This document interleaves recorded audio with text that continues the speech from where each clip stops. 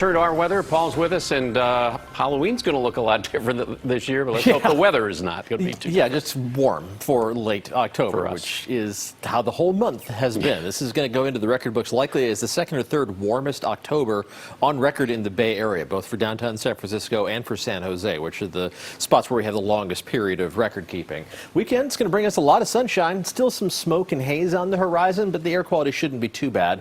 Warm afternoons, but then cooling off nicely with the longer nighttime hours, temperatures dropping down to the 40s and 50s.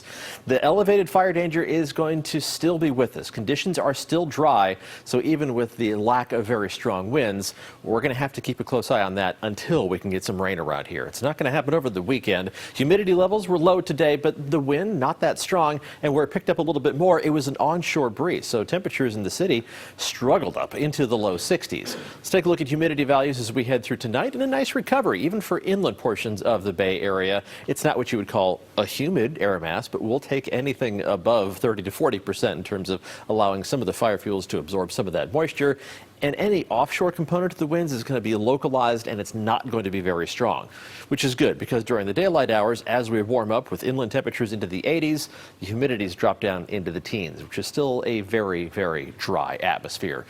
A beautiful evening, though. If you have some outdoor plans, take advantage of it. There's that haze on the horizon, but a nice look out from the top of the Mark Hotel. Temperatures only in the upper 50s downtown, 59 degrees in San Francisco, upper 60s on the east side of the bay, and otherwise 70s, anywhere from 70 on the nose in San Jose to 79 degrees in Livermore. Temperatures will drop off nicely once the sun goes down in about an hour. Temperatures will drop down to the mid to upper 40s and low 50s around the bay by early Saturday morning. We'll warm up quickly, though, because that dry air, well, it cools off nicely at night. It also heats up rapidly during the day, up into the mid to upper 60s around the bay with some low to mid 70s inland already by lunchtime, and temperatures will continue climbing. We'll see mostly low to mid 70s around the bay, mid 60s along the coast with 70s and 80s farther inland. Low 80s in the Santa Clara Valley and in the North Bay, and the warm spots east of the Diablo Range are likely to make it up into the mid 80s.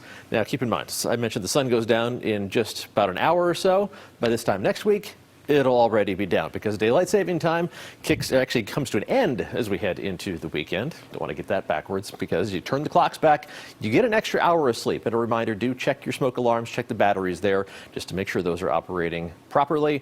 By next week, the sun comes up just after 6:30 in the morning, but it goes down just after 5 o'clock in the evening. Here comes the dark time of year. Temperatures are still going to be warm, though, low to mid 80s through the weekend and into early next week for inland portions of the Bay Area with 70s around the bay, but then a cool down late next week.